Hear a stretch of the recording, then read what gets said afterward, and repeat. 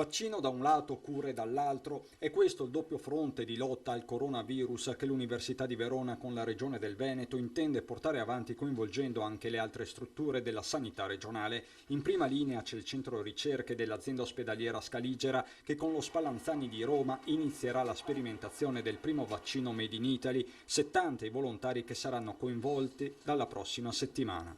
Questo vaccino inizierà il 7 settembre. Avremo le prime somministrazioni, viene fatto presso l'ospedale di Borgo Roma, all'8° piano, nel centro ricerche, diretto dal dottor Stefano Milleri. L'altro fronte è quello della cura con la ricerca tutta veronese pubblicata a New York dopo una sperimentazione che ha coinvolto 80 malati Covid. Si tratta di un cocktail con un farmaco impiegato per la cura dell'artrite reumatoide utilizzato assieme ad altri farmaci. La sperimentazione sugli 80 pazienti ha registrato un solo decesso, mentre sono stati 26 i decessi registrati tra 50 malati sui quali non è stato usato il cocktail. Di risultato eccezionale ha parlato il rettore. Poiché il trattamento è per via orale, esso può essere somministrato anche fuori dall'ospedale.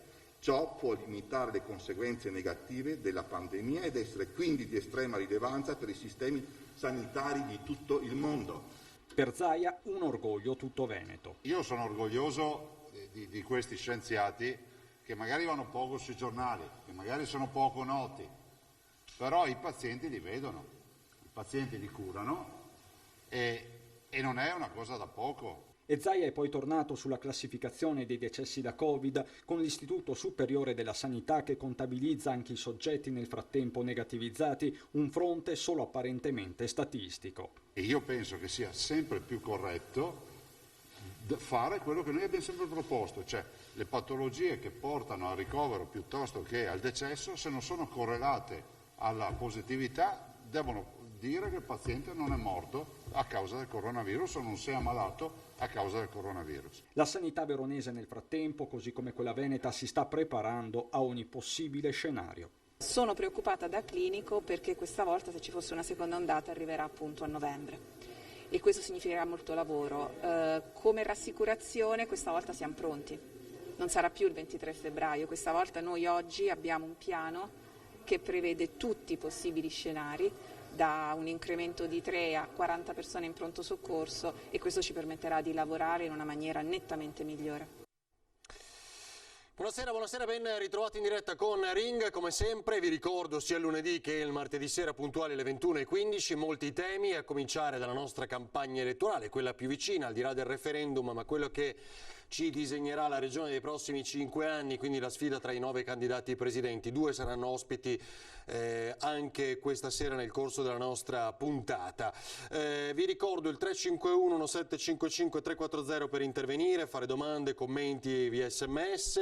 Avete la possibilità, ve lo ricordo ancora una volta, anche di farlo attraverso Facebook. Abbiamo avviato lo streaming sulle pagine, la mia personale e quella di Antena 3, quindi anche lì potete lasciare i vostri commenti. E a proposito, prima di presentarvi gli ospiti, in merito a una, non so se definirla polemica, insomma, qualcosa che noi abbiamo raccontato, lo ricorderete nei giorni scorsi, cioè il conteggio delle vittime da Covid. Se abbiamo capito ormai da mesi come anche un infartuato ma positivo poi finisca, se per i clinici è morto più di infarto che di coronavirus, finisca comunque nelle statistiche Covid, è qualcosa di davvero paradossale anche che chi sia morto da guarito per tutt'altra causa finisca in quelle liste. E il paradosso famoso che avevamo fatto di una persona guarita e che muore magari in un incidente stradale e risulta comunque nelle statistiche,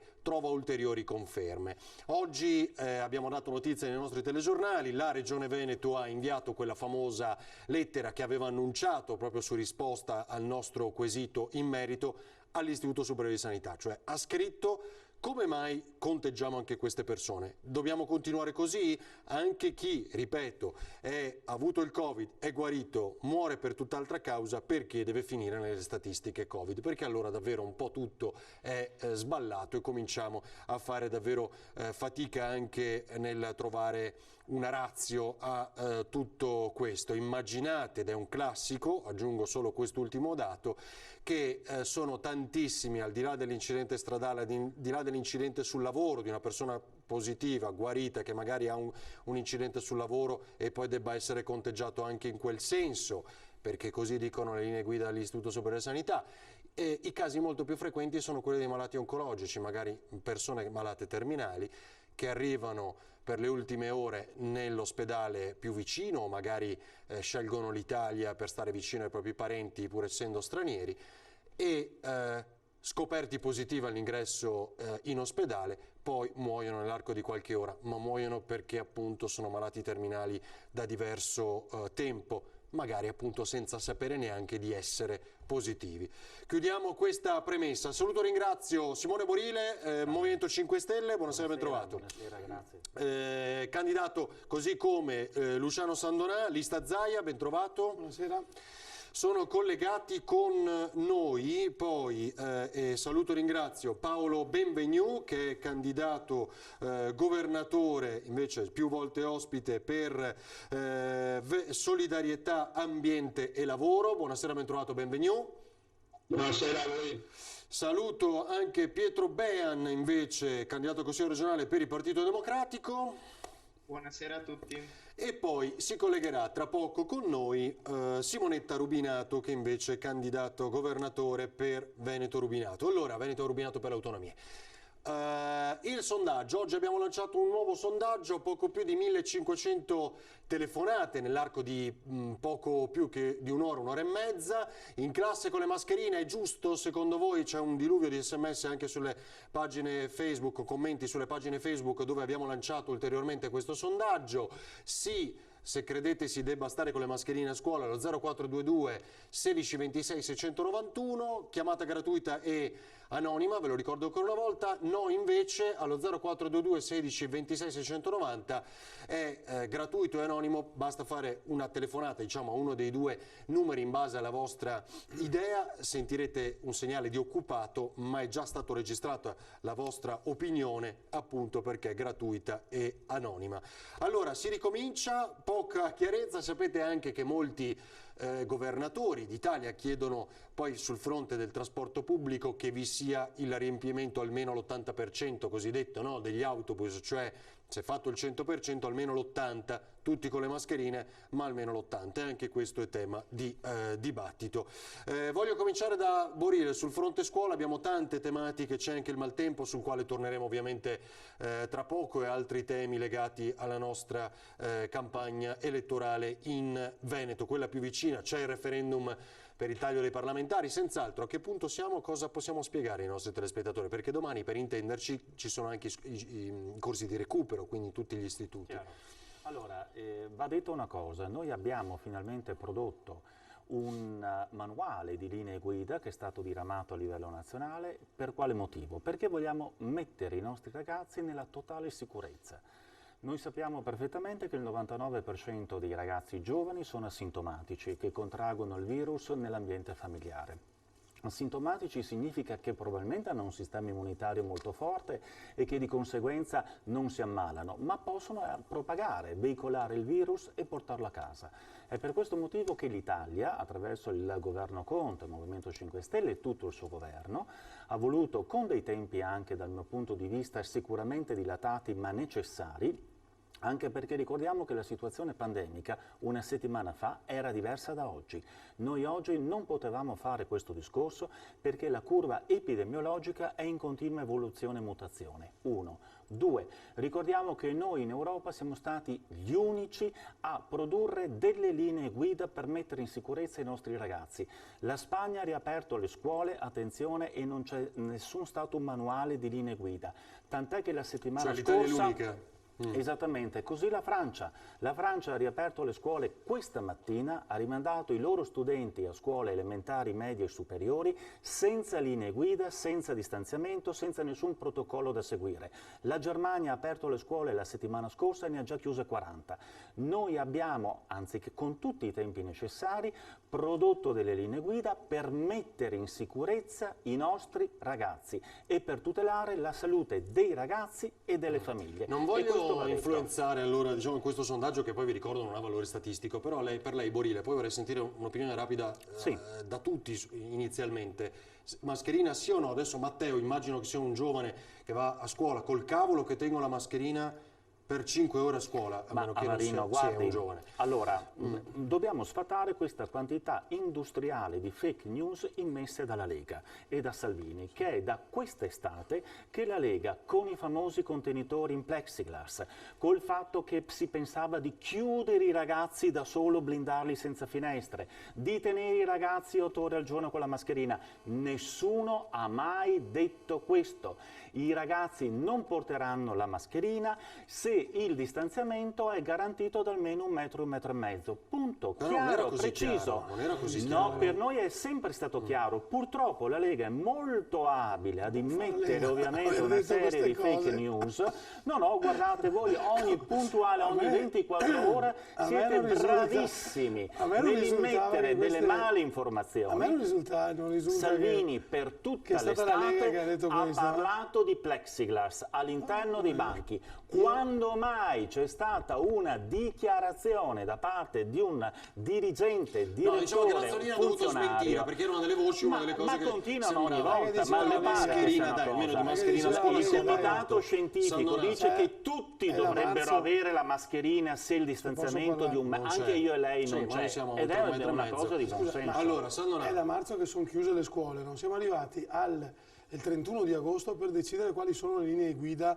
Diciamo, finalmente credo stasera c'è stata un'epidemia, certo. Ma credo che i problemi c'erano, si sapevano benissimo a marzo, chiaramente l'epidemia si è studiata, si è evoluta, eccetera, però non credo che fosse il caso di arrivare fino al 31 agosto prima di decidere, per esempio, quale fosse la percentuale di riempimento degli autobus, perché questo è stato deciso stasera, perché credo si sia chiuso la conferenza Stato-Regioni con l'accordo sull'80% che può essere sforato, diciamo, nel caso di un percorso che duri meno di 15 minuti, quindi fino ad arrivare al riempimento totale degli autobus, perché questo anche è uno dei problemi il trasporto scolastico. Però a me sembra, dopo forse lei ha visto, diciamo, il film della Lega, di Salvini e cose di questo genere, però a me risulta che una di quelle che ha fatto più confusione di tutti era il ministro dell'istruzione titolare,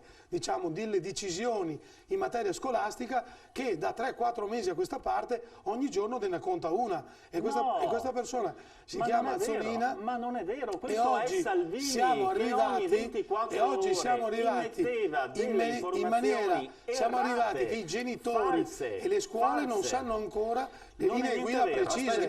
Trasporti e scuola, fermi. Poi sentiamo Rubinato che ci ha raggiunto. Trasporti e scuola, accordo sulle linee guida, sui mezzi, capienza massima all'80%, come chiedevano i governatori, con meno posti in piedi però. Il pienone, cioè il 100%, ammesso solo sui viaggi inferiori ai 15 minuti, magari gli scuolabus e quel tipo di trasporto, però se dura meno di 15 minuti, ricordate, no, quanto rileva per esempio l'app Immuni, no?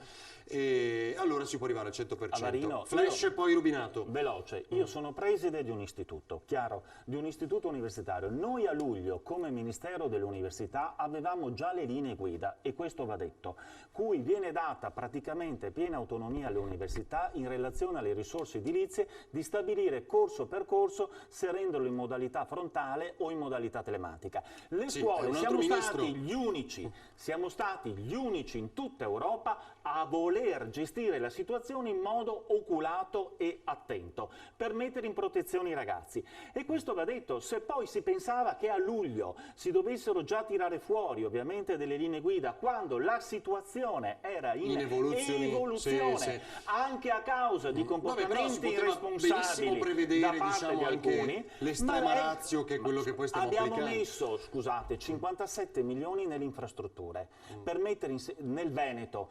57 milioni li abbiamo messi nel Veneto per mettere mettere in sicurezza le scuole. In 6 mesi l'Azzolina ha messo 6 miliardi per cortesia nella scuola. Mai negli ultimi 10 anni, 15, un governo ha messo così tante risorse nella scuola. E questo è nero su bianco, non si può confutare.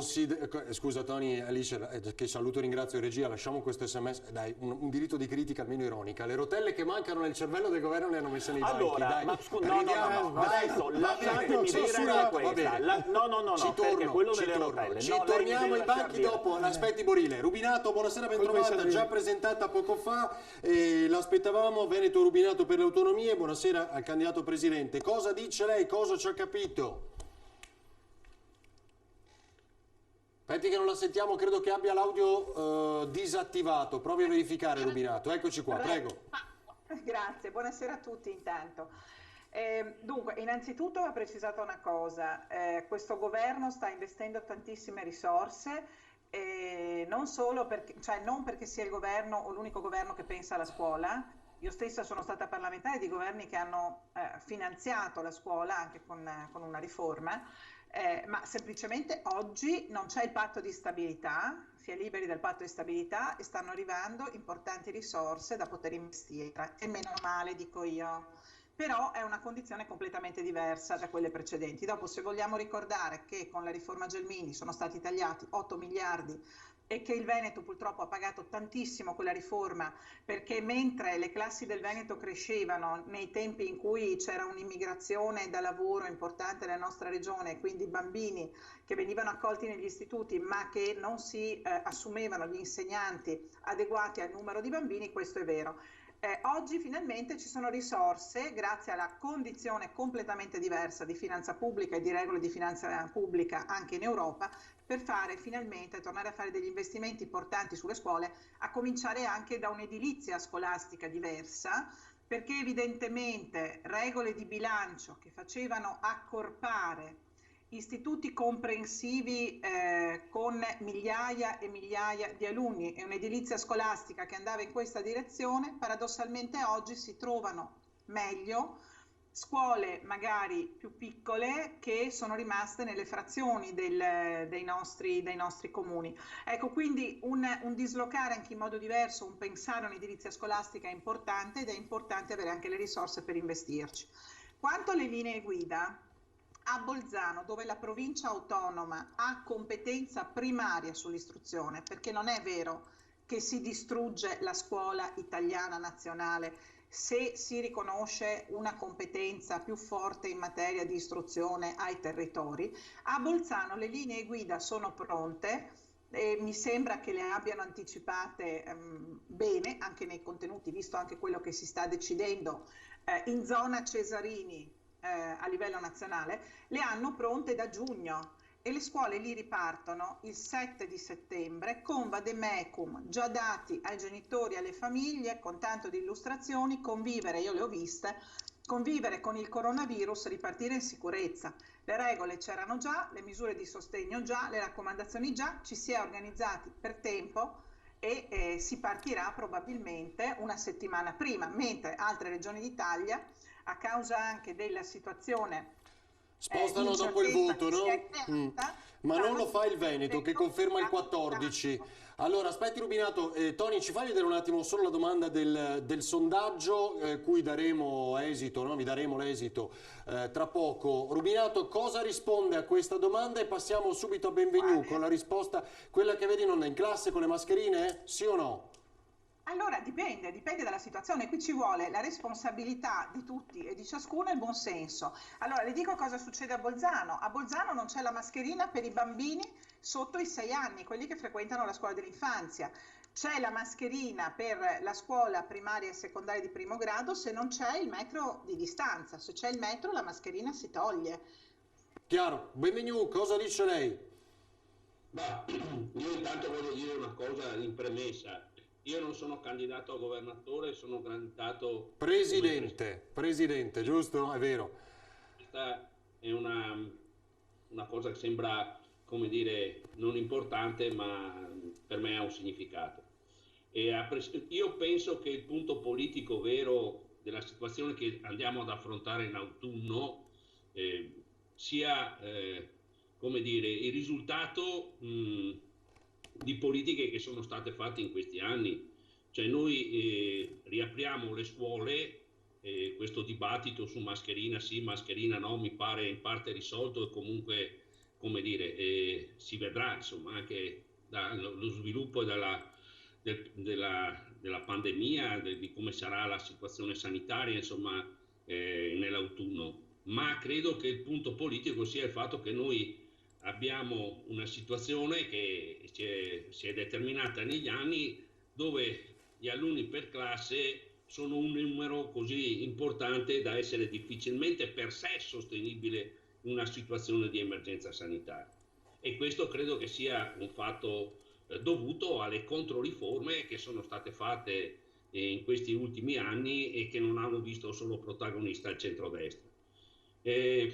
Dall'altra parte credo che abbiamo un altro problema altrettanto grave, che è quello legato alla situazione del trasporto pubblico locale, perché c'è stato un dibattito tra le regioni e il governo centrale e avanti così, però il punto resta sempre il fatto che noi abbiamo, almeno in determinati orari, in determinati momenti della giornata, il bisogno di un numero insomma, di autobus, di corse, un personale adeguato a far fronte a una situazione che non può essere gestita nei termini di una situazione normale. Io credo che il principio di cautela, di precauzione sia quello fondamentale, insomma. Certo c'è la scienza, ci sono tutta una serie di fatti anche importanti di cui dobbiamo tenere conto, però insomma il tema vero insomma è di agire secondo un principio precauzionale per impedire insomma che si sviluppi ulteriormente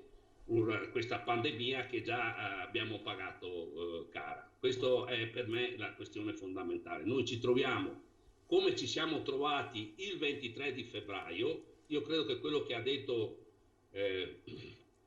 la dottoressa che è intervenuta in apertura sia un altro punto politico fondamentale. Noi ci siamo trovati impreparati perché negli ultimi decenni abbiamo, come dire, demolito o comunque ridimensionato in maniera significativa la sanità pubblica. Noi ci siamo trovati con un numero... Cioè lei dice questo ci ha spuntato le armi in qualche maniera. Assolutamente sì, ma non lo dico io, l'ha detto la dottoressa. Il 23 di febbraio ci siamo trovati impreparati, oggi abbiamo maggiori strumenti e ci mancherebbe, però il punto politico è che il 23 febbraio ci siamo trovati impreparati. Non è che non si sapesse che c'era, come dire, una situazione critica dal punto di vista sanitario a livello mondiale. Non è che non fossero previste ancora prima che questa pandemia si manifestasse, fosse prevista la possibilità... Sì, però sa che... allora... C'era un deficit di conoscenza su questo nuovo virus, di questo nuovo virus. Con la conoscenza non c'entra per nulla, perché tutti gli testi scientifici, biblioteche di testi scientifici parlavano di questa possibilità e comunque era noto che c'era circolava, e sicuramente in un mondo globalizzato come il nostro non poteva non essere che questa focolai di virus che si erano determinati in Cina non circolassero anche sul piano globale, e noi ci siamo trovati comunque impreparati. Avevamo ridotto di un terzo le terapie intensive e non avevamo presidi sanitari, non avevamo le mascherine, non avevamo i dispositivi di protezione individuale, perché anche i magazzini erano stati chiusi. Allora aspetti Benvenu e voglio sentire Bean. È dovuta a scelte politiche che sono state fatte. Scelte politiche, dopodiché è una scelta politica anche la polemica delle ultime ore, il 12 febbraio, che Conte sia stato informato dallo studio del professore che dava addirittura un rischio tra le 35.000 e le 65.000 vittime, 1 milione di contagi o addirittura 2 milioni di contagi, il 12 febbraio, e dopo poche ore comunque sono partite le mascherine per la Cina, mascherine che citava adesso Benvenu, ma insomma è la polemica di queste ore, l'avrete visto e letto. Bean, cosa dice lei? Poi credo anche Sandonai in qualcosa sul tema sanità voglia dire, poi vediamo Bean. sì, vista la rilevanza del tema scuola, anche perché sono da poco non più uno studente e da poco anche candidato, io partirei da un assunto di principio fondamentale, cioè che la politica ad ogni livello istituzionale deve fare quanto necessario, collaborando secondo principio di sussidiarietà e di cautela, per garantire il più sereno e sicuro rientro dei nostri ragazzi a scuola, delle studentesse, degli studenti e dei docenti. Bene, partendo da questo assunto, allora ognuno deve fare il suo dovere. Il governo, a mio giudizio, il suo dovere l'ha fatto. Ci sono i protocolli del Comitato Tecnico Scientifico, sono stati investiti 330 milioni in tutte le strumentazioni necessarie per mettere in sicurezza i nostri ragazzi al rientro da scuola, e diciamo che quanto si doveva fare è stato fatto. E poi ricordiamoci che ci sono molte risorse europee ottenute da questo governo che potranno essere investite anche per ammodernare tutti gli strumenti di teledidattica e sostanzialmente di digitalizzazione della scuola. Però non si può risolvere la situazione semplicemente con queste scelte corrette del governo. C'è bisogno, secondo principio di sussidiarietà, che ogni livello istituzionale faccia il suo. E quindi tutti i servizi connessi al rientro della scuola, a partire dal tema dei trasporti, bene che si sia trovato un accordo per far rientrare i ragazzi a scuola serenamente utilizzando il trasporto pubblico, ma anche in tutte quelle questioni che riguardano la gestione del territorio e proprio degli ambienti della scuola nello specifico, che sono peculiari da scuola a scuola, cambiano da territorio a territorio. Tutte le istituzioni devono fare il proprio dovere. E si è visto in tutta Italia, tranne che nella regione Veneto, che le istituzioni regionali hanno fatto una cosa particolarmente saggia, e cioè convocare dei tavoli di incontro, di discussione tra uffici provinciali scolastici, tra presidi, tra consulte provinciali degli studenti, per sostanzialmente confrontarsi e capire come venire incontro alle esigenze dei ragazzi, delle ragazze e dei docenti. Questo in Veneto non è stato fatto. È da mesi che si chiede all'assessore Donazzan un incontro con tutte le componenti della scuola per capire come gestire al meglio il rientro a scuola e dare attuazione concreta e precisa ai protocolli emanati dal governo e dal Comitato Tecnico Scientifico. La risposta dell'assessore alla scuola è stato che la sicurezza sulla scuola è una competenza esclusivamente statale, che è una grandissima fesseria, e come ha detto la candidata governatore Rubinato, è competenza esclusiva solo per le regioni a statuto speciale. Io ricordo a tutti che, a parte le norme generali sull'istruzione, scuola e università sono competenze concorrenti, e che quindi tutta la politica a tutti i livelli istituzionali deve concorrere per garantire la massima sicurezza e la riapertura del servizio scolastico. Posso fare una domanda? No, mi faccio finire. Non la faccio finire, perché lei ha detto un sacco di stronzate. Ma dov'è che ha trovato scritta sta roba qua, scusi? Perché io non l'ho letta da nessuna parte. A me sembra che finora l'unico che ha fatto confusione è stato il vostro governo e i vostri ministri, che ci hanno fatto arrivare al 31 di agosto senza una linea guida. Ma cosa sta dicendo? Ma cosa sta dicendo? Ma cosa sta dicendo? Ma la smetta di dire fesserie, fesserie. Aspetti, Sandona, Bean, prego. Ma cosa sta dicendo? Aspetti, Bean, prego. Posso terminare? Sì. Le guide erano pronte da luglio, ci vuole un apporto, in secondo principio di sussidiarietà, di tutti i livelli istituzionali. Lei mi deve spiegare perché in ogni regione d'Italia sono stati fatti dei tavoli. Ma dove l'ha letta sta cacata? Scusi, dove l'ha letta questa storia? Non l'ho visto da nessuna parte. Cioè, lei ma dove dice, l'ha letta sta roba? se no non si capisce, Bean. Che non si sono riuniti in Veneto. Aspetti, Bean. Cioè, lei dice non c'è stata collaborazione. Bean, mi aiuti. La sto aiutando, perché sennò il collegamento a volte, se vi sovrapponete, non si sente. Glielo dico, aspetti. Non c'è stata collaborazione con Roma da parte della Regione Veneto sul fronte scuola. Ho interpretato bene? No, non c'è stata collaborazione, non c'è stato l'intervento della Regione nel dialogare con tutti i presidi, gli uffici provinciali e le consulte provinciali degli studenti, perché la Regione ha un sacco Guarda di che l'ha detto 4 competenza volte. per quello che riguarda Ok, chiaro. Guarda, Aspetti, ma posso bene. replicare? Sandona. Cioè io non l'ho mai sentita questa cosa, sinceramente. Io non so dove l'ha letta questo signore, che è la prima volta che vedo, ma non l'ho mai sentito quello che ha affermato questo signore. Oggi alla conferenza Stato-Regioni il Veneto ha partecipato, il Veneto è la regione benchmark, non so se l'ha visto, il Veneto è la regione guida in materia sanitaria, il governatore Zaia, i nostri assessori hanno dato le linee guida al vostro governo in tantissime cose che sono state fatte in sanità. Io non so dove ha letto questa roba qua, però mi informerò, casomai se mi riporta gli articoli dei giornali, mi porta i documenti di questa cosa, magari ne discutiamo, perché io non l'ho letta da nessuna parte, sinceramente. Sandonà, c'è stata una risposta dell'assessore Donazzanna alle richieste degli studenti e dei docenti sul perché non ci sia stato un tavolo di coordinamento sul territorio per la gestione del servizio scolastico per quelle che sono le prerogative regionali. La risposta dell'assessore Donazzanna, nonostante questa cosa in tutta Italia sia stata fatta, è stata che la sicurezza sulla scuola è una competenza esclusivamente statale, che non è vero. Non è assolutamente vero. Posso farle una domanda? Ma secondo lei, scusi, ma secondo lei il Veneto ha confermato che il 14, il Veneto è una delle regioni che ha confermato, ma questo ha messo un disco, ha confermato che il 14 aprono le scuole in Veneto. Il Veneto ancora una volta è più avanti delle altre regioni. Le ricordo che tante altre regioni nel nostro paese aprono dopo il 21, quindi dopo le elezioni, aprono 2 settimane dopo il 14, e secondo lei il Veneto è in ritardo su queste linee guida? Io non ci vedo un nesso logico. Il Veneto non è in ritardo, scusi, guardi, mi trovo un po' fastornato da quello che sta dicendo. Perché non sono state loro comunicate, diciamo. Fermi. Allora, pubblicità. È chiaro, bene. Allora, aspetti, pubblicità, poi vuole intervenire Borile, sentiamo anche tutti gli altri ospiti, Rubinato e Benvenuto, tra poco.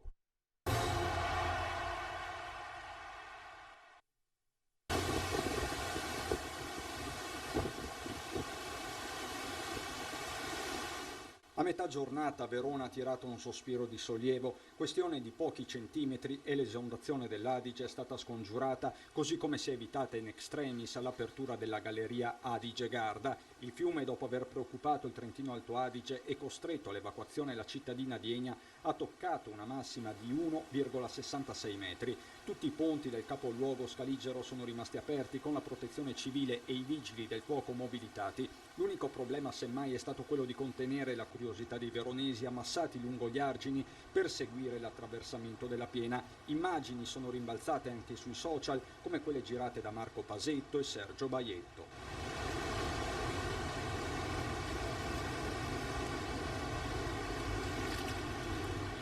Non c'è solo l'Adige, l'ultimo giorno di agosto è servito a operatori, imprese e residenti a tirare le fila di un weekend da Tregenda. Alla fine sono stati 800 gli interventi dei vigili del fuoco in Veneto, 500 di questi tra Verona e Vicenza, epicentro del maltempo. Lo raccontano le immagini dall'alto dell'area artigianale di Trissino, i tetti scoperchiati di Arzignano 150, le lacrime del sindaco di Montecchia di Crosara, dove la distruzione è stata evidente al palazzetto dello sport. Tuttavia, nella disgrazia la gente non si è affatto disperata, con le lacrime agli occhi hanno lavorato ieri sotto l'acqua per tirare su il nostro paese. Governo e regioni intanto si sono confrontate sullo stato di crisi aperto ancora una settimana fa con il primo nubifragio su Verona. Ho parlato ieri sera con il primo ministro Conte ben 2 volte della vicenda veronese, vicentina, bellunese, padovana, insomma tutto quello che è questo stato emergenziale.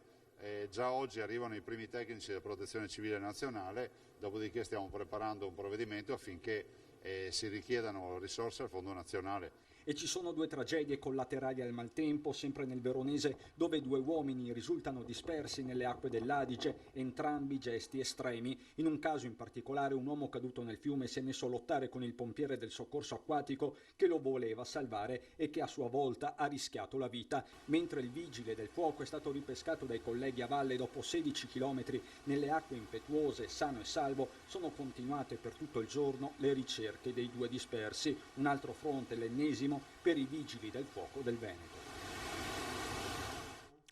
Allora, voglio ricordare, era giusto ovviamente anche il punto sul maltempo, la grande paura scongiurata ancora una volta per Verona, oggi l'Adige, insomma avete visto e capito, dopo il weekend di edizioni straordinarie ancora una volta a seguire l'emergenza maltempo, quello che è successo ad Arzignano e non solo, sapete, Montecchia di Crosara, Trissino. Allora, voglio solo ricordarvi la notizia di questa sera. Approvate la conferenza unificata delle linee guida del trasporto pubblico del Ministero delle Infrastrutture e dei Trasporti con le misure organizzative per il contenimento e l'effusione Covid. Allora, 200 milioni aggiuntivi per le regioni per finanziare il trasporto pubblico locale, cosa che chiedevano le regioni, perché se dobbiamo far viaggiare meno persone a bordo dei mezzi, come facciamo ad avere più mezzi o riuscire a far stare in piedi lo stesso queste aziende di trasporto. 150 milioni aggiuntivi per i comuni per il trasporto scolastico dedicato, gli scuolabus. È confermato l'80% della capienza per il trasporto scolastico dedicato, ed eccolo qua quello che vi dicevo prima, il limite di 80% è derogabile, cioè si può arrivare al 100% se la permanenza sui mezzi è un tempo inferiore ai 15 minuti. Chiudiamo questa, volevo aggiungere e ricordare questo. Borile, ho visto che si era animato sul tema rotelle, adesso ci spiegherà perché, poi Rubinato e Benvenu, perché? Cosa le fa girare le rotelle, lo diceva qualcuno via SMS, prego. Allora, il fatto di dire e di aver concentrato la polemica tutta quest'estate sui banchi a rotelle è pura follia e demagogia. Per quale motivo? Perché chi si occupa di scuola sa benissimo che gli arredi scolastici sono di competenza degli enti locali, sempre. Asili, scuole elementari, comune, scuole medie, scuole superiori, provincia, chiaro? Sono sempre di arredo, cioè chi ha lavorato in un qualsiasi comune sa benissimo che c'è un capitolo di spesa relativo, e chi ha lavorato in provincia un capitolo di spesa relativamente a quelle che sono il funzionamento delle scuole secondarie di primo e di secondo livello. Il Ministero che cosa ha detto? Il Ministero con l'Azzolina ha detto: guardate, abbiamo questi fondi, io vi propongo un catalogo di opzioni, voi potete scegliere o i banchi a rotelle, se li volete, oppure i tradizionali banchi monoposto. Tant'è che a Vicenza e a Verona le scuole a cui è già stato consegnato dei lotti relativamente agli arredi scolastici sono posti monouso normali senza rotelle. Quindi questo discorso relativo alle rotelle che tutta si è centrato perché fa discutere, fa da parlare. 3 milioni e mezzo di banchi, perché costano miliardi. Ma era l'opzione, era una delle opzioni a Barino. Certo, era però, una delle opzioni. E poi diciamo, compriamo quelli con le rotelle, cosa succede del metro di distanza? Se il dirigente scolastico e i dirigenti scolastici hanno optato per quella soluzione, probabilmente loro che conoscono la realtà delle loro scuole e sanno se possono garantire il metro o meno, hanno optato, secondo il loro giudizio, per una soluzione più equa e più idonea per il loro contesto. Ma ci sono dirigenti scolastici, per esempio a Verona e a Vicenza, che ribadisco in questa settimana scorsa hanno già ottenuto i banchi, che non hanno le rotelle. Quindi è stata veramente una polemica che assurda si anche questa, dice. evitare. Allora, Benvenu e Rubinato su questo, voglio aggiungere un dato. Avevamo detto 1500 telefonate, siamo già oltre le 2100 per quanto riguarda il nostro sondaggio. A scuola mascherina sì o no? Ha detto Benvenu, è un non problema, insomma. Abbiamo detto con Rubinato, mi sembra di ricordare, che se la distanza c'è è garantita no alla mascherina. Rubinato sul fronte rotelle, diciamo, cosa dice lei, poi Benvenu. Ricordi che ho visto è ancora bloccato l'audio, Eccoci qua. Che dire sulle rotelle? Che io non credo che sia solo un problema dei media, che la vicenda era una succulenta notizia per i media, quella di un bando di gara per la fornitura di questo tipo di arredi, sul quale, come dire, le imprese, le aziende, in un primo momento hanno detto che non ci sono assolutamente i tempi per fornire, infatti insomma, arriveranno entro la fine, mi pare di aver capito, di questo mese o comunque ottobre al massimo. Quindi si è parlato solo di questo e devo dire se ne è parlato tra i politici, se ne è parlato sui giornali ed è ben triste che quello che è un settore strategico come quello della scuola, in Italia ci fermiamo a discutere di questo. Dovremmo interrogarci su tutta la partita dell'edilizia scolastica e dell'ammodernamento tecnologico della scuola, dovremmo parlare della necessità della formazione dei docenti perché ci sono sfide nuove della formazione della conoscenza da fornire, le opportunità da fornire ai nostri ragazzi che richiedono anche ancora più che nei tempi andati, una continua formazione dei docenti. Questi sono i veri temi della scuola. Che scuola vogliamo dare ai nostri ragazzi e con quali opportunità, anche perché l'ascensore della mobilità sociale si è fermato. Lo spazio di qualità e di eccellenza della formazione che deve essere accessibile a tutti, non soltanto a chi può permetterselo. Ecco, queste sono le vere sfide della scuola in Italia e quindi se parliamo di rotelle vuol dire che già non ci siamo. Benvenu?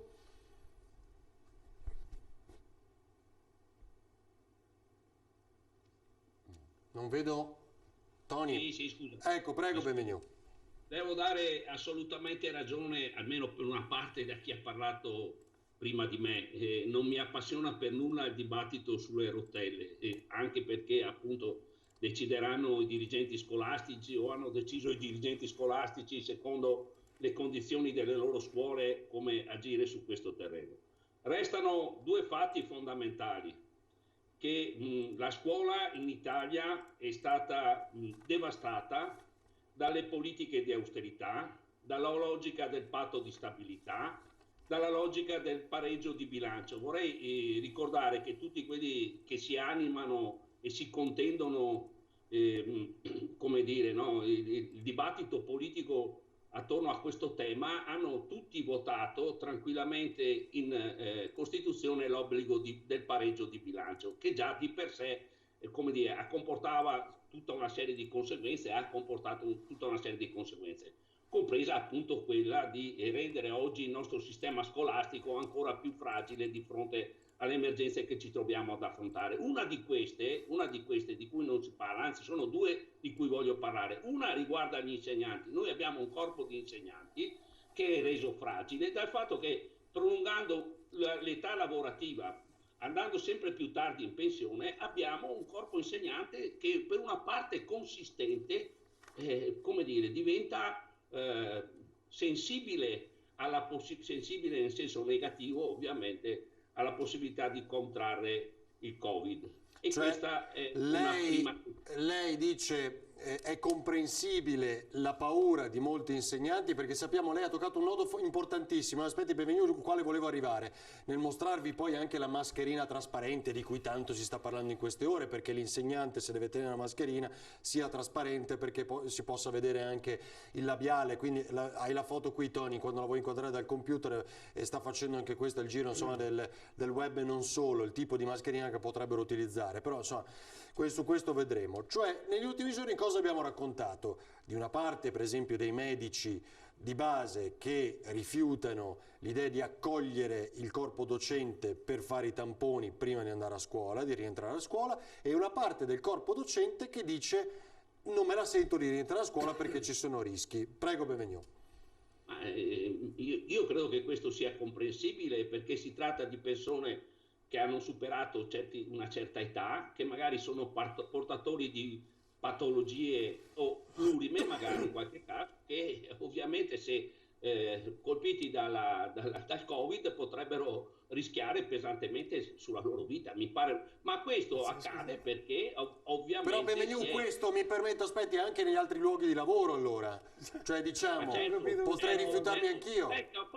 Come no? Io sto parlando della scuola, ma questo credo possa valere in generale. Noi abbiamo visto gente che dal punto di vista medico viene considerata o era considerata, insomma, nel periodo lockdown particolarmente sensibile alla possibilità di contrarre il Covid scusi, e tranquillamente doveva andare a lavorare alla catena di gli montaggio. insegnanti sono più sensibili a prendere a essere, E diciamo, mi lasci finire perché io non l'ho interrotta. Sì, per No, carità, ma va bene, adesso. No, ma comunque ragazzi, dai, è un confronto, adesso lo dico anche per tutti, poi ci confrontiamo, ma non le togliamo la parola benvenuto, Aspetti, torno subito da lei. Cosa dice Sandra in un flash? No, volevo dire, cioè questa storia degli insegnanti che si rifiutano di andare a scuola, io lo trovo un'indecenza, perché anche gli altri lavoratori possono rifiutarsi di andare a lavorare, eppure la gente, finito il periodo, diciamo, di lockdown totale che abbiamo avuto in moltissime attività, è ritornata normalmente a lavorare con i dispositivi di sicurezza. Prego, Benvenu.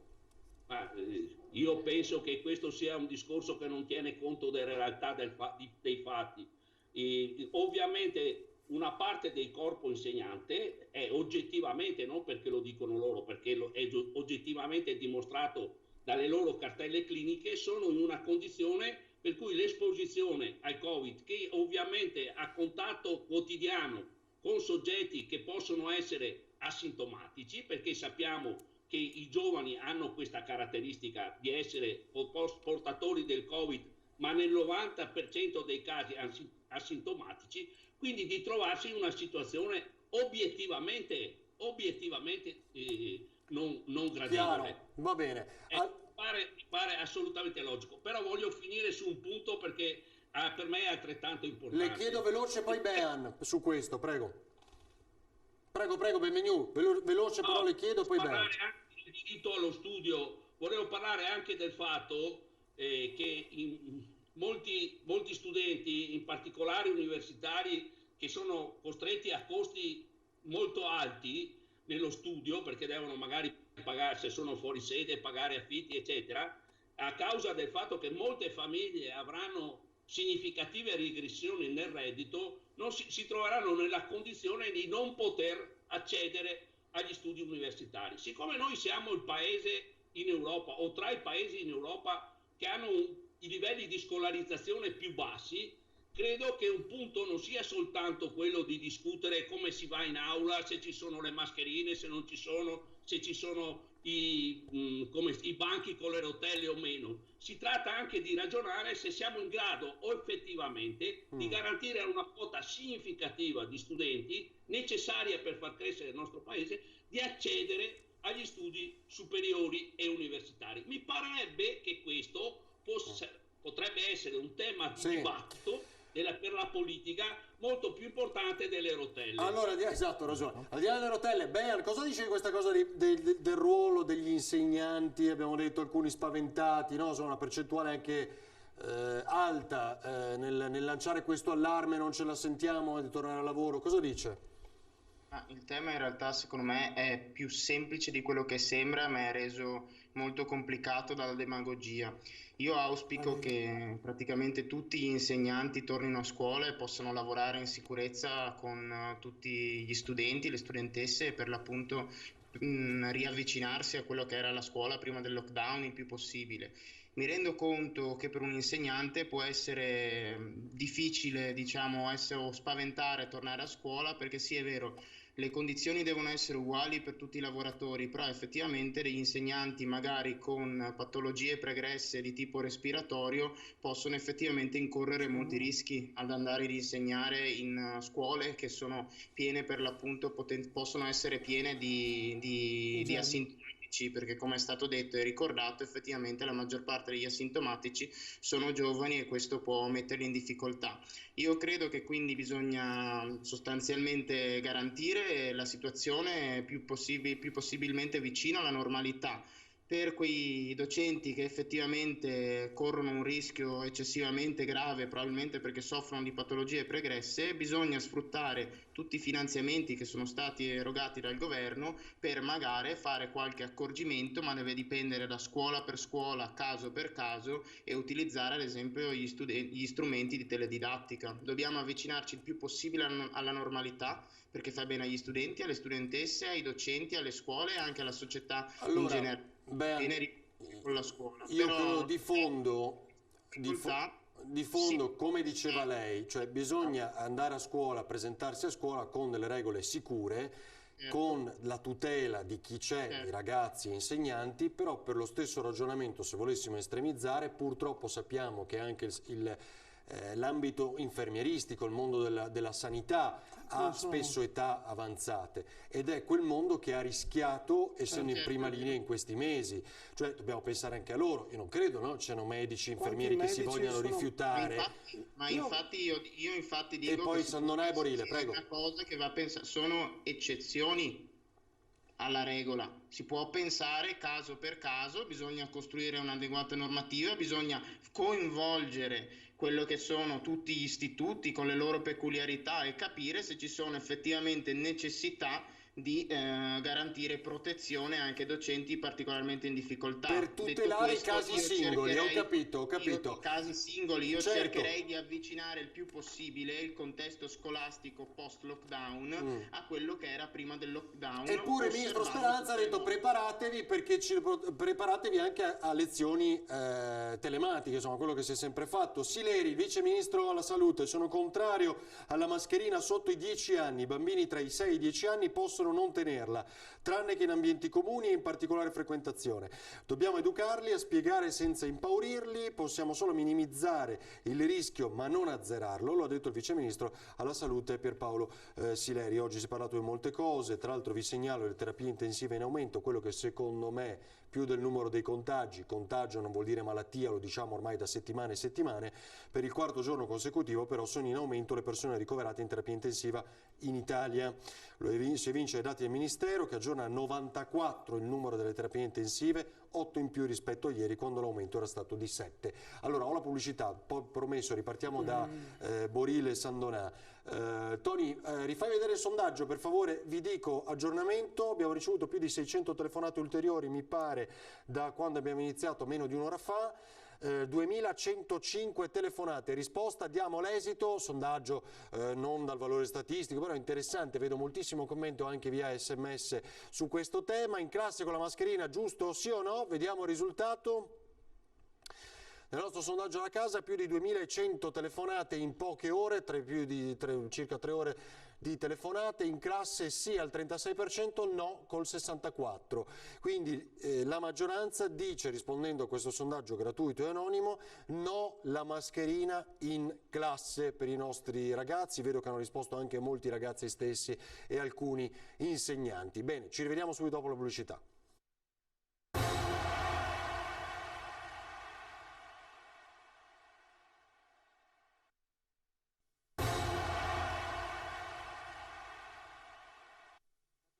Foto di gruppo per gli 8 candidati che a Padova corrono con la lista Più Europa Veneto più volte a sostegno del candidato presidente Arturo Lorenzoni.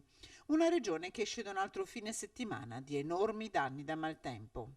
Gli ultimi giorni sono stati drammatici per gli eventi climatici che ci hanno colpito. È anche vero che non è nulla di diverso da quello che ci aspettavamo e che il mondo della scienza ci comunica ormai da una ventina d'anni. Operare per adattare la nostra società, la nostra economia, le nostre città, gli edifici, il territorio a questi eventi estremi, e quindi dobbiamo fare investimenti infrastrutturali che da tempo chiediamo. Penso solo ai bacini di laminazione per il contenimento dei corsi d'acqua, ma penso anche a tutta la politica di forestazione, penso ad un'agricoltura che si deve adattare e alla necessità di decarbonizzare quanto prima la nostra economia. Obiettivo delle liste che sostengono Lorenzoni è quello di centrare il progetto della completa decarbonizzazione della regione entro il 2050.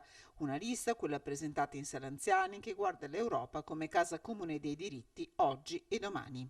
Sono due forze secondo me molto propulsive nella nostra alleanza e a me fa molto piacere che siano presenti perché portano una sensibilità importante, una sensibilità al tema dei diritti, una sensibilità al tema dell'integrazione economica e una sensibilità anche all'innovazione e ai giovani. Allora vi ricordo che per la maggioranza, il 64% nel nostro sondaggio ha detto no alla mascherina a scuola. Eccolo qua il risultato grazie a Tony Alice. Sandona Borile, poi mi pare, non so se Rubinato ha saltato un giro, se dovessi tornare a lei, voglio fare velocissimi, aggiungo Boccia, il ministro per gli affari regionali, a scuola in sicurezza con unità, non ci sono polemiche per l'accordo raggiunto del quale vi abbiamo parlato per tutta questa sera, con la novità proprio durante Ring. Prego Sandona. No, io credo che complessivamente tutto quello che ci siamo detti, poi il tema scolastico non credo possa essere più di tanto dopo argomento di dibattito politico, perché dopo dobbiamo essere tutti quanti insomma convinti, consci che la questione si deve risolvere e nel ricercare la massima sicurezza, nel continuare diciamo a comunque garantire il sistema scolastico aperto, cioè nel senso che questi ragazzi prima o dopo devono cominciare ad andare a scuola così come si va a scuola diciamo anche negli altri paesi europei. Cominceremo diciamo le lezioni e poi ci troveremo ad affrontare diciamo speriamo le poche difficoltà man mano, diciamo usando i dispositivi di protezione individuali, usando il distanziamento e tutte le altre cose che sono usate nel mondo del lavoro in questo periodo diciamo di virgolette post-crisi, chiamiamola così, no? Quando si è ripreso progressivamente a lavorare. Quello che io trovo sicuramente inaccettabile in quello che è stato detto prima è quello diciamo della distinzione fra il mondo diciamo lavorativo degli insegnanti, magari quelli che hanno una certa età, e il mondo lavorativo del resto diciamo dei lavoratori, perché questo sinceramente è una cosa che grida come minimo vendetta, cioè non ho capito i discorsi che sono stati fatti prima, non ho capito le rivendicazioni degli insegnanti e soprattutto se raffrontate diciamo con coloro per esempio che l'emergenza Covid l'hanno affrontata in prima linea, come diceva lei direttore prima, per esempio i medici e gli infermieri. Ricordiamoci che in Italia ci sono state decine di medici che sono morti e più di qualche decina di infermieri che sono morti diciamo in prima linea affrontando la malattia, cioè affrontando persone malate, evidentemente malate con altissime cariche virali negli ospedali. Ecco, questo è una cosa che sinceramente stiamo facendo tanto casino per nulla, scrivono dopo 3 mesi di lockdown, stiamo ancora discutendo di regole che conosciamo benissimo, 4 regole fatte bene e applicate bene. Prego Borile. Sì, le regole sono 3. Ovvero il distanziamento, l'igienizzazione e la mascherina. Quindi se tutti noi finalmente entriamo nell'ordine di adottare questi dispositivi comportamentali, non correrà nessun rischio alcuna figura unità di personale docente, che ricordiamo in ogni caso a seguito delle dichiarazioni da parte di alcuni sindacati vi è lo spettro dell'assenteismo e questo è un problema enorme, anche perché ricordiamo che il Ministero ha avviato un piano di assunzione pari a 100.000 unità tra personale docente e personale ATA, personale tecnico-amministrativo, quindi un esercito proprio per garantire la continuità didattica e la copertura ovviamente di tutte le cattedre. Vero è chiaramente nel momento in cui ovviamente alcuni docenti dovessero in un qualche modo anche mediante certificato medico, no? Dichiararsi impossibilitati ad presenziare, vi è ovviamente lo spettro dei supplenti, perché si rischia veramente di non avere la copertura. Quindi ci vuole veramente buon senso, autoresponsabilità da parte di tutti, stiamo attenti, abbiamo messo in sicurezza le nostre scuole, come ho già detto prima, 57 milioni e mezzo solo unicamente per la Regione Veneto.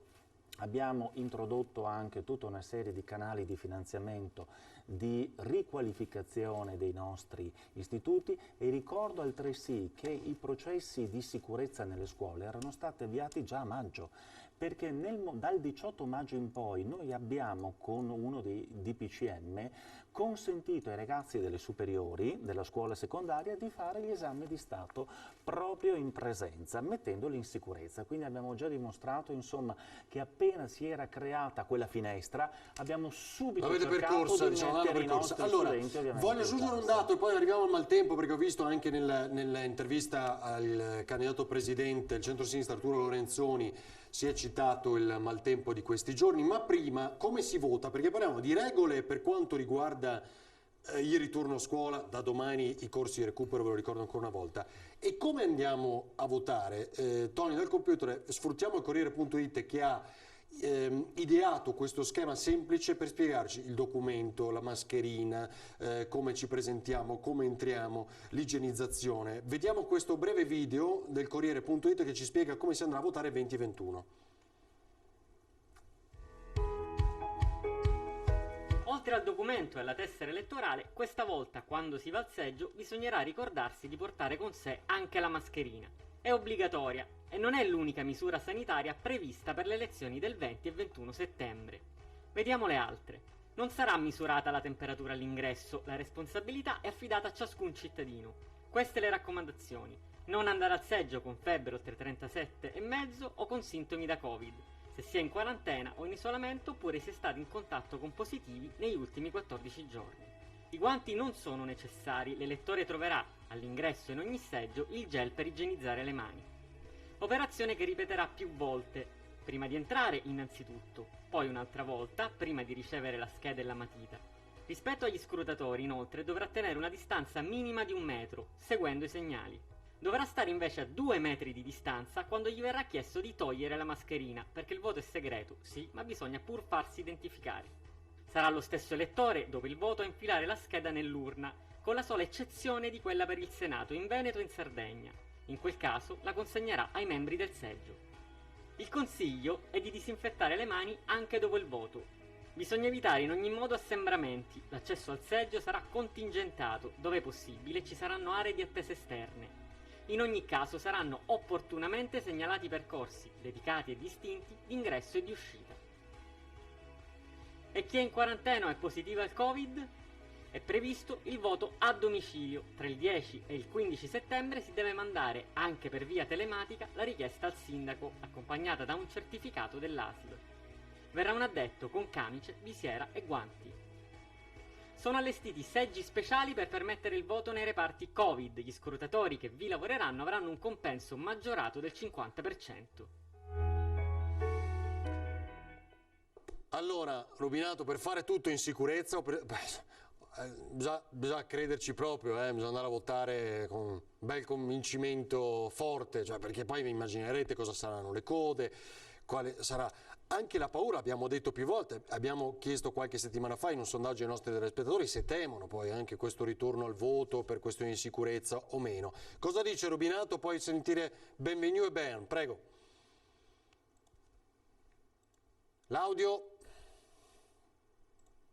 Perdonatemi, me lo dimentico sempre. Prego. Allora, le ultime elezioni regionali, quelle del 2015, hanno visto in Veneto toccare rispetto a ogni altra elezione precedente il livello massimo di astensione, cioè sono le elezioni in cui sono andati a votare meno veneti in percentuale rispetto a tutti. Questa volta c'è il rischio, secondo me, un po' perché la competizione sembra già assegnata al vincitore, insomma si sa già chi vince, sembra, no? Quindi non c'è una forte competizione che alimenta una più forte partecipazione, no? nei contrapposti schieramenti, un po' per questo, un po' perché c'è la paura del virus, un po' perché siamo a settembre, il 2021 magari sono bellissime giornate, la gente ha voglia di andare al mare, non lo so, dico io, effettivamente il rischio dell'astensione può essere consistente, può essere davvero molto consistente. Sarebbe un ulteriore elemento di una campagna elettorale francamente molto... C'è un'astensione molto forte, dice, sì. Questa non è una campagna elettorale normale, non è per come ci siamo arrivati, non lo è ovviamente per l'epidemia, siamo ancora in stato di emergenza, lo ricordo. Sì. Siamo in una situazione in cui la par condicio è assolutamente, non c'è, per tanti motivi, non c'è. Siamo in una situazione in cui c'è addirittura una candidatura per un terzo mandato, quindi come dire le condizioni, no? Di parità sono ancora tra i candidati, sono ancora più precarie. È veramente una situazione paradossale, io lo dico sinceramente, però per carità si andrà a votare, ci sarà chi ha intenzione e ha voglia di andare a votare, di esprimere il suo voto. Noi abbiamo fatto i conti per quanto mi riguarda, per la nostra lista, per la mia candidatura, abbiamo ben presenti tutte queste condizioni così difficili, soprattutto per una lista civica come la nostra che non ha dietro l'organizzazione dei partiti. Lo sappiamo, però in ogni caso noi l'abbiamo considerato questo come un appuntamento, il primo dopo il referendum sull'autonomia del 22 ottobre del 2017, in cui presentare un nostro progetto politico di autogoverno del territorio dentro una Repubblica federale e in un'Europa delle regioni, e quindi per noi era importante presentare questo progetto. Ecco, non ci facciamo certamente illusioni sulla competizione sul candidato presidente per quanto ci riguarda, la mia è una candidatura di servizio a candidato presidente, ma crediamo di avere un buon progetto e anche delle competenze da mettere in gioco su temi che sono cruciali per la regione, a cominciare appunto da quello dell'autonomia, del federalismo, e quindi faremo la nostra partita così, ma ci rendiamo benissimo conto che questa è un'elezione assolutamente singolare e fuori dalle regole della normalità democratica. Bene, Benvenu, lei, guardando anche quelle regole poi per recarsi al voto. Certamente un problema c'è, noi speriamo che comunque i cittadini e le cittadine venete vadano a votare. In questo voto qualcuno parla già di un plebiscito nei confronti di Zaia, questo obiettivamente potrebbe anche essere possibile. Noi pensiamo però che dopo queste elezioni o dentro queste elezioni si stanno già manifestando elementi di grave crisi del modello di sviluppo di questa regione. Io penso che magari questa consapevolezza non c'è ancora pienamente, ma è del tutto evidente che non si può continuare come prima. Cioè esattamente questo modello sociale ed economico ha non solo come dire, inquinato, devastato credo questo territorio per alcuni aspetti, e lo si vede dagli esiti insomma di queste inondazioni frequenti, di questo riprodursi di situazioni di emergenza, e quindi per sé insomma non era già proponibile prima, io credo che lo sarà ancora meno dopo, e qua si fa la battaglia politica, insomma qua la battaglia politica è sostanzialmente se confermare o meno un ceto politico di governo di questa regione che sostanzialmente, e lo si vede perché propone ancora le grandi opere, propone i grandi eventi eccetera come le Olimpiadi e avanti, ripropone la centralità dell'impresa e avanti ancora, e credo che tutte queste questioni non siano oggi, come dire, elementi che possano garantire effettivamente la ripresa. Chiaro, vedete questo sms, mi dispiace proprio tanto, questa volta ho paura del Covid, non andrò a votare, né io né mio marito, scrivono da casa. È un pensiero che abbiamo detto più volte queste settimane, va analizzato, cioè per chi ha seriamente vissuto con preoccupazione, angoscia, un po' come tutti noi, diciamolo chiaramente, ma ha cambiato i propri paradigmi di vita. Altre 3 regioni, lo sapete, verso il rinvio, in Abruzzo riapertura il 24, ricordo in Veneto resta confermato il 14 settembre apertura a scuole, non tutti hanno trovato delle sedi alternative per il voto, quindi si dovrà chiudere poi già la settimana successiva per votare il referendum e le elezioni regionali. No mascherine se a distanza di 1 metro. Bean, cosa dice? Perché poi voglio arrivare al tema toccato anche adesso da Benvenu, fronte maltempo e non solo. Prego Bean. Prendo spunto da quel messaggio che abbiamo appena letto in sovraimpressione, che ci intristisce tutti ma che dobbiamo comprendere e ci deve far riflettere di come la democrazia, che non si basa solo su regole e attivismo politico, ma si basa principalmente sulla grande partecipazione popolare al voto, possa essere messa in crisi da questa situazione pandemica, e questo ci obbliga un po' tutti ad essere responsabili, non solo noi che siamo attivi in campagna elettorale, non solo i politici eletti, ma anche i giornalisti, i media, a cercare di dare messaggi positivi e rassicuranti. Io vi ringrazio ad esempio per il video che avete appena fatto, avete fatto vedere prima, perché spiega effettivamente molto bene come comportarsi per andare a votare e anche come, diciamo, andare a votare in tutta sicurezza. Ecco, io penso che quello che sia stato detto, detto prima, è anche condivisibile, però vorrei fare una riflessione molto, molto più semplice, molto più diretta. L'importanza del portare le persone a votare, riuscire a sconfiggere la paura del Covid che purtroppo affligge ancora molte persone è fondamentale, ed è fondamentale perché qualsiasi sia il governo che venga eletto, a qualsiasi livello istituzionale, che sia una giunta regionale o un governo che si compone a seguito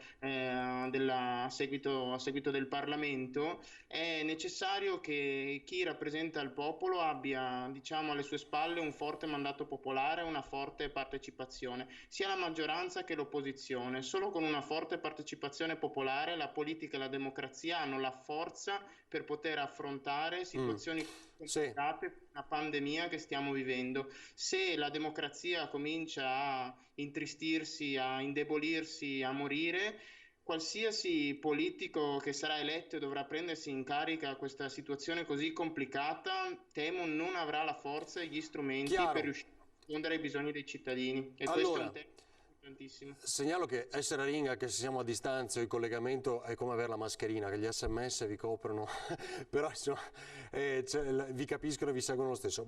Borile e poi Sandona, vi prego velocissimi perché c'è poi la pubblicità e parliamo di Maltempo, prego. Di Maltempo? No, prima, dopo il Maltempo, subito dopo. Tema, diciamo, voto, ha visto, rischio, preoccupazione. La questione è la seguente: in Veneto si rischia un'astensione diffusa, vuoi anche probabilmente per i sondaggi che danno il presidente Zaia, sicuramente con un ampio e diffuso consenso. Però il mio appello è il seguente, è quello di andare a votare, di esprimere la propria preferenza. Assolutamente, avete visto che ci sono tutte le condizioni per poter votare in sicurezza. Noi come Movimento 5 Stelle vogliamo, dal nostro punto di vista, dare una voce alternativa per coloro i quali anche vedono con criticità quelle che sono state alcune gestioni degli ultimi 10 anni da parte del governo leghista. Quindi noi riteniamo, come forza politica, con il nostro presidente Enrico Cappelletti, di dare voce a coloro che vedono con criticità il governo della regione in mano alla Lega e al centrodestra.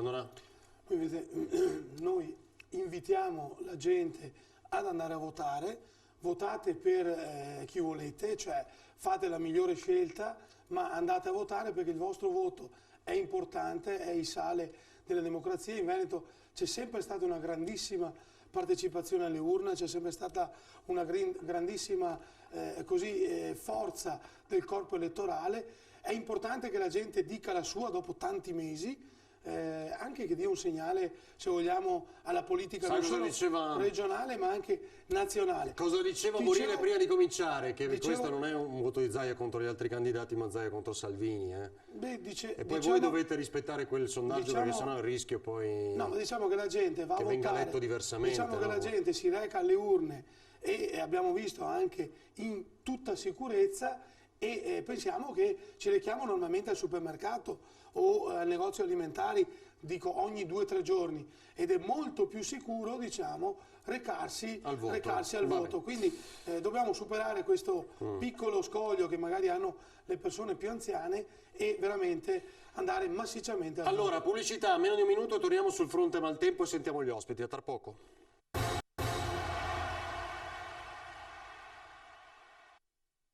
Le tegole non ci sono più, l'acqua entra, piove dentro tutte le case, le camere, il salotto.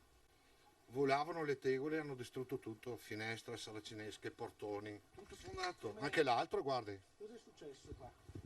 Dai, smetti di prendere. No, ma siamo in diretta un attimo, vogliamo raccontare ai veneti e ai cittadini cosa è successo. Tegole? Sì. Volavano. Addirittura, guardate, hanno fatto dei buchi qua. Quindi immaginatevi come potevano essere potenzialmente letali. Ti uccidevano. Guardate questa macchina. Guardate. Ho dato tutti i 2 cristalli, questo qua, anche quello dietro. Una tragedia. Lei guarda era in casa in quel momento? Guarda il mio orto. Guardate l'orto Le ho tirate di questo su stamattina signore. quelle piante, era tutto giù, tutto spianato. Lei era in casa nel momento... Mi sono nascosto in una camera perché me la facevo sotto, ti dico la verità. E tenevo la porta con le mani così e vibrava tutto, sembrava un terremoto. Quindi volavano tegole enormi. La testimonianza di questo cittadino. Qua sulla via è entrato come il vento e poi qua si è proprio sprigionata, qua ha iniziato proprio la tromba d'aria, è qui che ha preso Mulinello. È cominciato a diventare una tromba È d'aria. arrivata, perché l'ho vista dalla finestra laterale, è arrivato prima il vento, poi qua si è proprio aperta, ha iniziato a volare di tutto. L'appartamento non è agibile.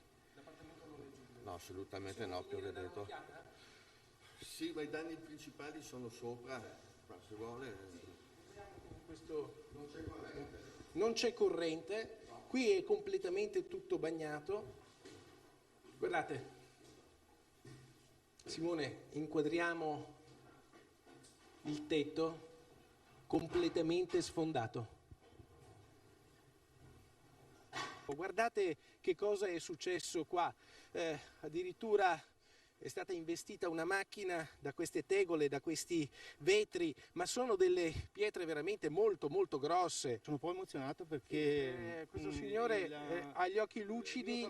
Mio papà era il campanaro di questa frazione e lo ha fatto per 25 anni. Mi ricordo benissimo nel 76 il terremoto, vibrato tutto, un grande botto e tutti quanti a guardare cosa era successo, la croce del campanile era sparita e quindi sì, un po' di ricordi, di brutti ricordi, un po' di emozione le portano sempre. Allora, così nei racconti di Carlo Inghilleri e Simone, aiutami, Non Borile. Infatti adesso mi ha confuso Borile. Come Tony?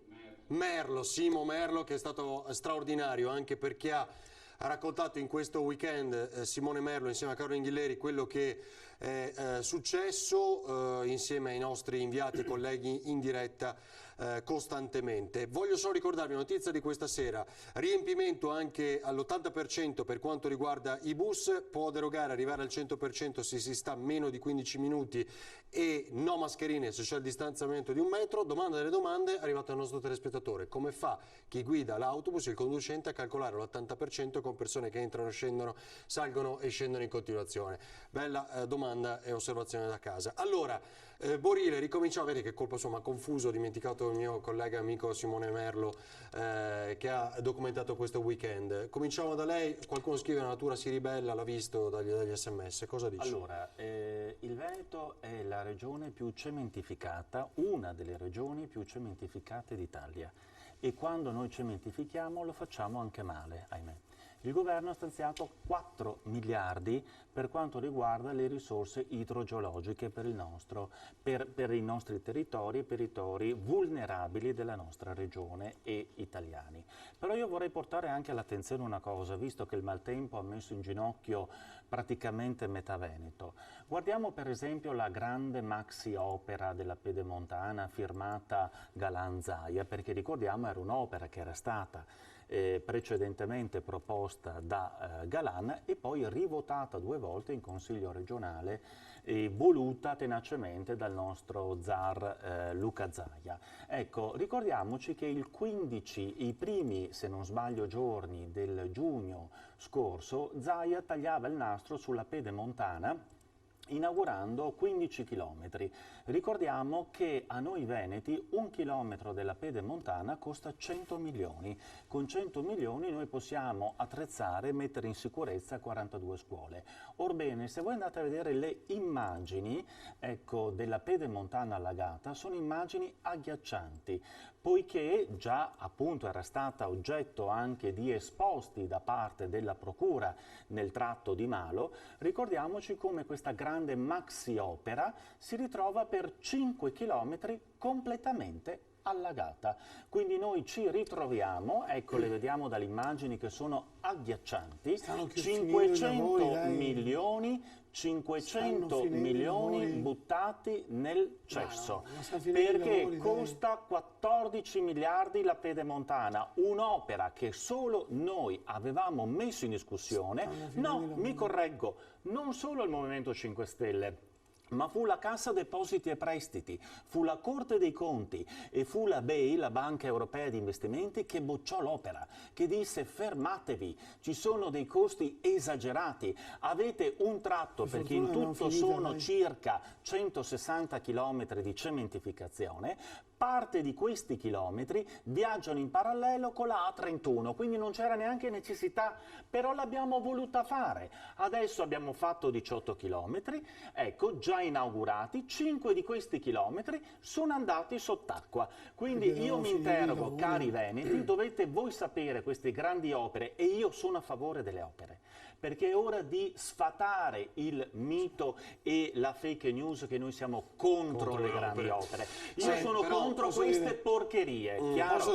Perché tu non puoi inaugurarmi un tratto, farmelo pagare 100 milioni e poi questo tratto viene sommerso da 3 metri di acqua. Qualcosa non ha funzionato. Io con 100 milioni voglio che il tratto sia pienamente funzionante. Non è costata 100 milioni di di chilometri. buttati via. 14 miliardi costa il tratto della Pedemontana. La Pedemontana non costa 100 milioni al chilometro, ma è una delle strade che costa meno al chilometro di ultima generazione, che è stato costruito. Ve lo dico io e porto le statistiche. Non è così. Noi in Veneto abbiamo bisogno delle autostrade e delle strade moderne, delle infrastrutture come in Germania, dove fanno anche delle autostrade parallele e servono. Queste, le strade servono. Ma io sono favorevole, è finita. Nessuno parla dell'utilità, sebbene fu bocciato da Cassa Depositi e Prestiti. Nessuno volle finanziare la Pedemontana, solo Zaia ha voluto, e la regione è l'ente che tra l'altro tutela l'investimento da parte della società costruttrice, perché tutti si sono rifiutati di investire su quest'opera. Insomma, c'è un'azienda che ha investito in quest'opera e ha fatto male i lavori. C'è un'azienda, ma ha fatto bene i lavori. Gli allagamenti si sono visti perché è un'opera che è in via di ultimazione. No, è già stata inaugurata. È in via di ultimazione, ci sono dei chilometri inaugurati, ma è in via di ultimazione. È in via di ultimazione. Al 31 a fine anno viene ultimata e vedrà che sarà un'opera che sarà un fiore all'occhiello del Veneto. Ma lei cosa sta dicendo? Ci ha portato in Italia. La Pedemontana si discute da 40 anni in Veneto e l'abbiamo fatta.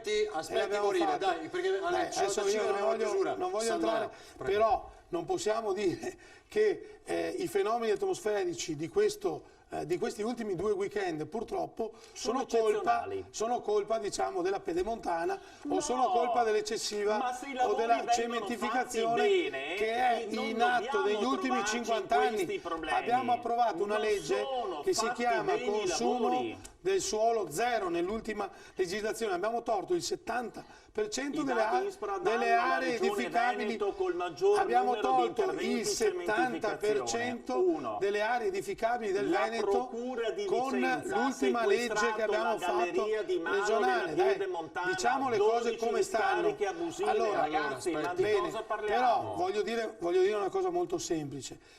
Siamo intervenuti naturalmente interveneremo con la giunta regionale e con l'amministrazione regionale per i primissimi interventi di somma emergenza che ci sono in quelle aree che purtroppo sono state colpite negli ultimi 2 weekend da 2 fenomeni eccezionali. Però il Presidente Zaia sta preparando un maxi provvedimento che riguarda lo stato di emergenza di quelle zone, ricordiamo che sono fra le zone più produttive del Veneto e del nostro paese, che finora hanno dato tanto, Trissino, Arzignano, Montecchie di Crosara, Verona, sono le zone più importanti del Veneto e d'Italia. In questo momento stiamo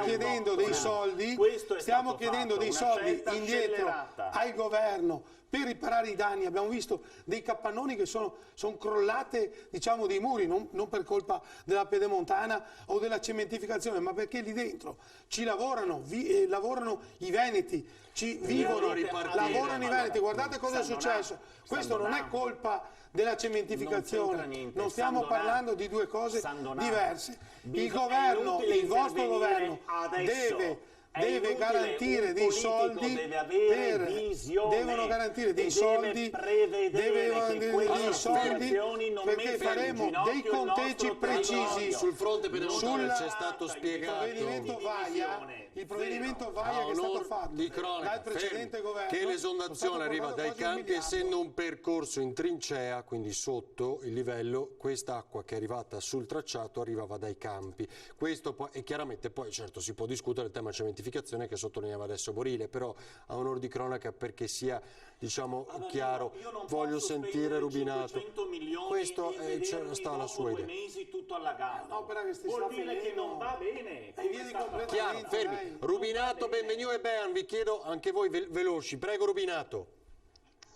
Beh, sulla pedemontana credo sia difficile per qualcuno sostenere che sia un'opera infrastrutturale arrivata in tempo, fatta bene, senza spreco di denaro pubblico e che non costerà tantissimo agli utenti. Questo a prescindere, un'opera che ha una gestazione molto lunga, che ha dimostrato e insegnato, come altre grandi opere in Veneto, che i progetti di finanza non possono essere utilizzati in questo modo, che servono delle analisi trasparenti, chiare, fatte da soggetti indipendenti per fare delle valutazioni comparative, perché alla fine non è possibile iniziare un percorso dicendo che non si può fare un'opera in una regione produttiva come il Veneto facendo per esempio un semplice mutuo da parte dell'ente regione, ad esempio, con anche finanziamenti dello Stato, perché fino a quando non c'è autonomia fiscale è ben difficile fare infrastrutture in Veneto perché bisogna ottenere finanziamenti dello Stato,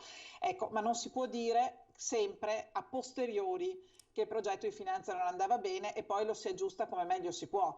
Purtroppo l'opera va finita, ormai è realizzata, è probabilmente realizzata molto tardi, doveva essere probabilmente realizzata molti decenni prima in Veneto, ma andava fatta bene.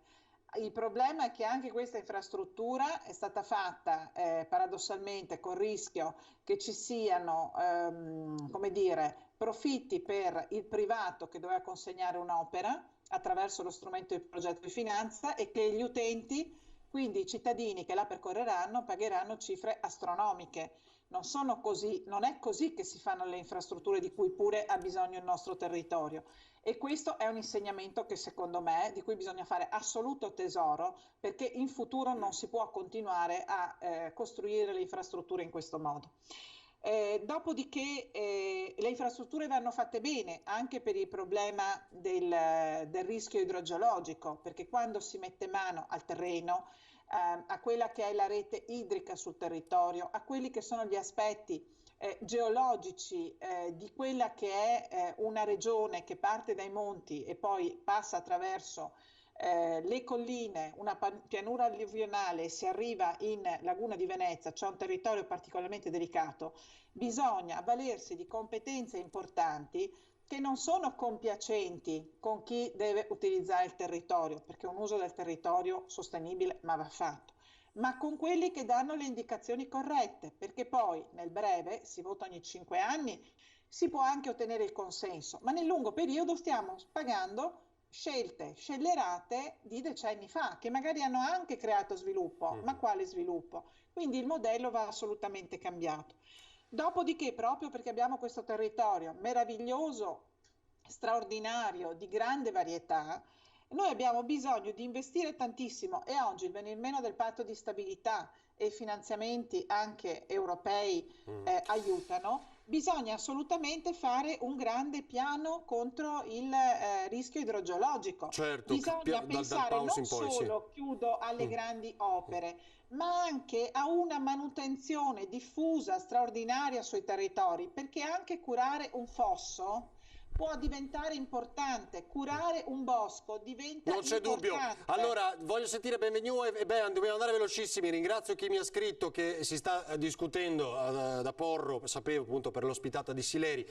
Ho chiesto a Porro di fare questa domanda, ma insomma siamo stati contattati dalla redazione di Quarta Repubblica nei giorni scorsi proprio perché siamo stati i primi a tirare fuori questo paradosso famoso del conteggio delle vittime del Covid. Insomma, svelato retroscena, sapevo ovviamente di questa serata, quindi speriamo che Sileri risponda in maniera onesta, come immagino, perché è persona seria, insomma, a quello che è il conteggio, ma sappiamo da domanda precisa della Regione Veneto che è così per indicazione dell'Istituto Superiore di Sanità il conteggio delle vittime. Benvenuta, prego, su questo fronte, effetto maltempo, via dicendo, e quindi infrastrutture, e poi Bean, prego. Allora, intanto mi pare evidente che ogni giorno noi vediamo cartoline dal Veneto con i segni evidenti dell'impatto dei cambiamenti climatici nel nostro territorio, reso fragile da una politica miope che ha voluto, diciamo, sfruttare al massimo e costruire il più possibile in un territorio la cui fragilità appare ogni giorno più evidente. Ricordo, l'ho già detto ma lo ricordo ancora, che nel 2019 a Verona si teneva un convegno organizzato dal centrodestra e sponsorizzato dal comune di Verona che negava la problematica dei cambiamenti climatici con la solita battuta sui gretini. Ecco, questo è quello con cui noi ci confrontiamo ogni giorno. Infatti questo elemento di drammaticità, perché non è soltanto, come dire, una situazione emergenziale, ormai siamo andati oltre, siamo nella normalità. La normalità è il ripetersi frequenti di eventi climatici e atmosferici estremi. Sì. E questo credo che veda che su questa questione è del tutto evidente che il centro politico che governa questa regione è assolutamente impreparato e perfino ostile a qualsiasi ragionamento di natura strategica su questa questione che è fondamentale. 2. Sulla Pedemontana. Noi siamo sempre stati contro la Pedemontana, non solo perché questa opera obiettivamente impatta sul territorio e quant'altro, ma perché tutte le analisi obiettive hanno dimostrato che il presupposto dei volumi del traffico su cui questa arteria viene costruita, è stata costruita e si cerca di portare a compimento, sono stati falsati o comunque sopravvalutati. Quello che dico io adesso, che dico adesso è che se noi siamo obiettivi e se rifacessimo quei calcoli oggi, visto che sicuramente noi dovremmo tener conto non solo della necessità di ridurre la mobilità e il trasporto, diciamo, attraverso le auto, i camion, eccetera, ma che questo traffico si ridurrà oggettivamente perché si ridurranno i flussi delle merci e delle persone in virtù della crisi che c'è, ma anche per nuove modalità di consumo. Come saltano i conteggi, chiaro. Sì. Questo, però mi permetto di dire un'ultima cosa.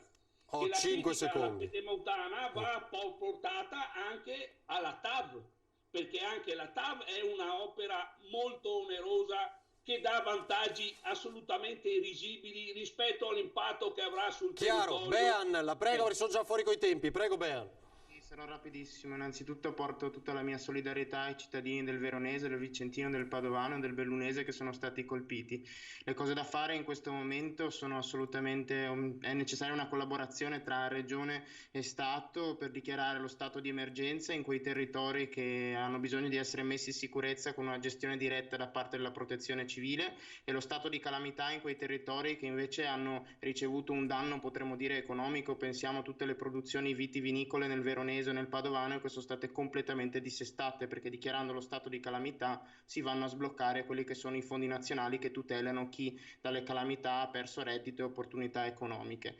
E le cause di questa situazione che noi viviamo sono chiaramente il surriscaldamento globale, a cui noi purtroppo contribuiamo, perché il Veneto è una delle regioni non più inquinate d'Italia, ma addirittura più inquinate d'Europa, che causa appunto questi maltempi, e sicuramente anche, come è già stato detto, il dissesto idrogeologico Rovereto, che è la fonte principale delle alluvioni. Ecco, io dico semplicemente che le risposte della Lega a tutto questo sono stati il governatore Zaia, che si chiede, una volta che Venezia era sott'acqua prima della pandemia, perché il Mose non è finito, quando è da 30 anni che governa il centrodestra e quell'opera è stata inaugurata sotto governi di centrodestra che non hanno avuto la capacità di portarla a termine e mettere in sicurezza i cittadini. Le risposte sono chiaramente la pedemontana allagata e quindi un sistema di infrastrutture che non servono assolutamente a nulla. Poi penso anche a quando Zaia era commissario straordinario per le alluvioni nel 2010, quando sono cominciate, che aveva a disposizione 3 miliardi per fare opere sostenibili che mettessero in sicurezza il suolo e i cittadini, ne ha speso 1. Ricordo a tutti che i bacini di laminazione di cui parlava prima Arturo Lorenzoni nell'intervista che avete messo in onda, i bacini di laminazioni che dovrebbero aiutare a contenere le alluvioni, approvati alla Regione, sono circa una decina e ne sono stati completati in 10 anni soltanto 3, a danno del territorio e della salute dei cittadini. E poi ultima risposta che mi viene in mente è l'assessore Marcato, che nega assolutamente i cambiamenti climatici. Ecco, io credo che bisogna smetterla con questo tipo di politica, ci vuole una politica che premi lo sviluppo sostenibile e la decarbonizzazione e soprattutto freni la cementificazione. Chiaro, allora Abbiamo trovato questi dati di 3 miliardi del 2010, però sono fuori, non sono arrivati 3 miliardi, no, ma lo devo replicare, ho capito, perché stasera però dovevate parlarvi prima. Qua ha detto un sacco di cose, guardi, questi 3 miliardi non sono mai arrivati. Un'opera statale, lo dico io. Allora, grazie, i bacini di laminazione grazie a tutti, sono sul sito della Regione, investiti i soldi, sono stati investiti i soldi, dai, non parliamoci sopra. Allora, volete intervenire tutti adesso, troppo tardi. Ci vediamo domani sera alle 21:15, sono fuori di 3 minuti. Domani sera puntuali alle 21:15. Grazie, buonanotte da Ring.